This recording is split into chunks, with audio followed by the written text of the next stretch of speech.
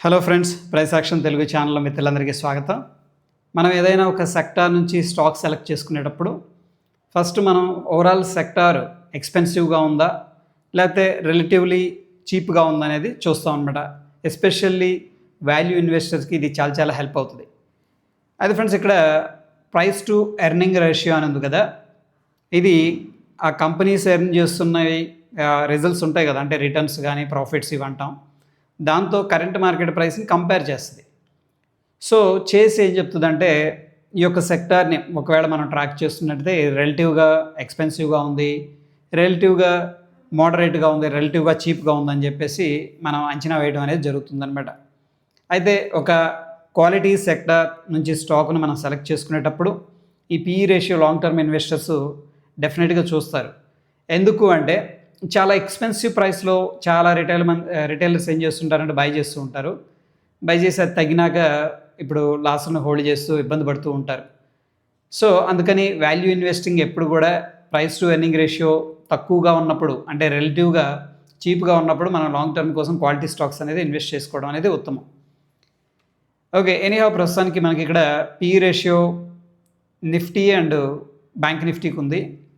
అయితే ఇక్కడ చూడండి, ప్రస్తుతానికి నిఫ్టీ కంపేర్ చేసినప్పుడు బ్యాంక్ నిఫ్టీ పీ రేషియోని కొద్దిగా ఎక్కువగా ఉంది. ఇక్కడ మనం చాలా సెక్టార్స్ అనేది సెలెక్ట్ చేసుకోవచ్చు. ఫర్ ఎగ్జాంపుల్, నేను ఆటో సెలెక్ట్ చేసుకుందాం అనుకుంటున్నాను, FMCG, health care, IT and media for example. So ఇప్పుడు లాస్ట్ 1 మంత్లో పీ రేషియోస్ లాస్ట్ 6 మంత్స్లో ఎలా ఉన్నాయి, ఇవన్నీ కూడా మనం కంపేర్ చేసుకోవచ్చు. ఫర్ ఎగ్జాంపుల్, లాస్ట్ 1 మంత్లో చూస్తే ఇక్కడ పర్పుల్ కలర్ కనిపిస్తుంది కదా, మీడియా అనమాట ఇది. ఓకే, ఎందుకంటే ఇక్కడ డౌన్ సైడ్ కింద చూస్తే మనకి మీడియా ఉంది. సో పీ రేషియో ఎక్కువ ఉంది అంటే ఏంటి, రిలేటివ్గా దాని ఎర్నింగ్స్తో కంపేర్ చేసినప్పుడు ఇంకా ఈ కంపెనీస్ అనేది చాలా ఎక్స్పెన్సివ్లో ట్రేడ్ అవుతున్నాయి. ఈ సెక్టార్ అనమాట, యాక్చువల్గా ఇండివిజువల్ కంపెనీస్ కాదు ఈ సెక్టార్. సో మీడియా సెక్టార్ అనేది స్టిల్ ఎక్స్పెన్సివ్గా కనిపిస్తుంది. అయితే లాస్ట్ 1 మంత్లో పీ రేషియో అనేది మనం పరిశీలన చేసినప్పుడు ఏ సెక్టార్ కొద్దిగా రిలేటివ్గా చీప్గా ఉంది అంటే ఇక్కడ నిఫ్టీ బ్యాంక్, అంటే బ్యాంక్ నిఫ్టీ అనేది కనిపిస్తుంది. సో ద క్వశ్చన్ రావచ్చు మనకి, బ్యాంక్ నిఫ్టీ ఏమో ఆల్ టైమ్ హైలో ట్రేడ్ అవుతుంది అండ్ మీడియా సెక్టర్ ఏమో లోలో ట్రేడ్ అవుతుంది. సో ఇది కదా చీప్ అనుకుంటాం మనం కదా, ఎందుకంటే ఇది చాలా తక్కువ ప్రైస్లో ఉంది మీడియా సెక్టర్, బ్యాంకింగ్ సెక్టర్ చాలా హై ప్రైస్లో ట్రేడ్ అవుతుంది. బట్ ద థింగ్ ఏంటంటే, అక్కడ చూడాల్సింది ప్రైస్ కాదు, ఎర్నింగ్స్ కూడా ఇంపార్టెంట్. ఓకే, ఓన్లీ ప్రైస్ని మనం చూడట్లేదు, ఎర్నింగ్స్ అనేది ఇస్తుందా లేదా. ఒకవేళ కంపెనీస్ అనేది ఎర్నింగ్ అనేది సంపాదించట్లేదు అనుకోండి, డెఫినెట్గా ఏంటంటే దాని పీ రేషియో అనేది ఇంక్రీజ్ అవుతూ ఉంటుంది. ఓకే, ఎనీహౌ ఇక్కడ ఈ యొక్క పర్టికులర్ సెక్టార్కి ఇంకా స్టిల్ ఎక్స్పెన్సివ్లో కనిపిస్తుంది. అండ్ గ్రీన్ కలర్ ఏదైతే ఉందో బ్యాంక్ నిఫ్టీ అనమాట, బ్యాంక్ నిఫ్టీ రిలేటివ్గా చీప్గా ఉంది. అయితే ఫ్రెండ్స్, ఇక్కడ ఏంటంటే డిఫరెంట్ సెక్టార్స్ యొక్క బిజినెస్ మోడల్ డిఫరెంట్గా ఉంటుంది. కొన్నిటికి క్యాష్ బర్న్ ఎక్కువ చేయాల్సి ఉంటుంది అట్లాగా. సో ఎనీహౌ దాని గురించి మనం తర్వాత సెషన్లో మనం మాట్లాడదాం. ఈ విధంగా ఏంటంటే ఏ సెక్టర్ మనకి రిలేటివ్గా చీప్గా ఉంది, రిలేటివ్గా ఎక్స్పెన్సివ్గా ఉంది అని తెలుసుకోవడానికి one of the simplest fundamental parameter ఏంటంటే పిఈ రేషియో అనమాట. సో లాస్ట్ 6 మంత్స్ మనం కంపేర్ చేసుకోవచ్చు.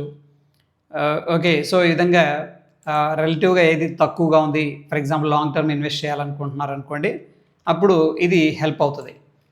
అయితే ఫ్రెండ్స్, ఇక్కడ ఈ యొక్క స్కాన్ఎక్స్ వెబ్సైట్లో మీరు వెళ్ళిన తర్వాత ఇన్సైట్స్ అని ఉంటుంది కదా, ఆ ఇన్సైట్స్లో మార్కెట్ వాల్యుయేషన్ ఉంది. దీని మీద మీరు క్లిక్ చేసిన తర్వాత మీకు ఫర్ ఎగ్జాంపుల్ ఇక్కడ టాప్ డెలివరీస్ ఉన్నాయి కదా, దాని తర్వాత మార్కెట్ వాల్యుయేషన్ ఉంది. ఇక్కడికి వెళ్ళాక మీరు ఏది కావాలంటే అది యాడ్ చేసుకోవచ్చు. సో ఫర్ ఎగ్జాంపుల్ ఐటీ సెక్టార్ని ట్రాక్ చేస్తున్నారు, ఇంకొక దాంతో కంపేర్ చేస్తున్నారు, డిఫెన్స్ సెక్టార్ ట్రాక్ చేస్తున్నారు. అట్లా మీకు ఇష్టమున్న సెక్టార్స్ అనేది ఇక్కడ కంపారిజన్ పర్పస్, ముఖ్యంగా ప్రైస్ టు ఎర్నింగ్ రేషియో, దాని తర్వాత ప్రైస్ టు బుక్ రేషియో, దాని తర్వాత డివిడెండ్ ఈల్డ్, ఈ 3 కూడా మనం ఒకటేసారి కంపేర్ చేసుకోవడానికి ఆస్కారం ఉంటుంది. సో ఇది ఫ్రెండ్స్ ఈ యొక్క సింపుల్ కంపారిజన్ మెథడ్. దీనివల్ల మనకి ఏ సెక్టారు రిలేటివ్గా ఎక్స్పెన్సివ్గా ఉంది, చీప్గా ఉందని తెలుసుకోవడానికి చాలా చాలా హెల్ప్ అవుతుంది. సో హోప్ వీడియో ఇన్ఫర్మేటివ్గా ఉందని చెప్పేసి అనుకుంటున్నాను. నచ్చిందంటే తప్పకుండా లైక్ చేయండి. మరొక ఇంట్రెస్టింగ్ ఎపిసోడ్ మళ్ళీ కలుసుకుందాం. ధన్యవాదాలు.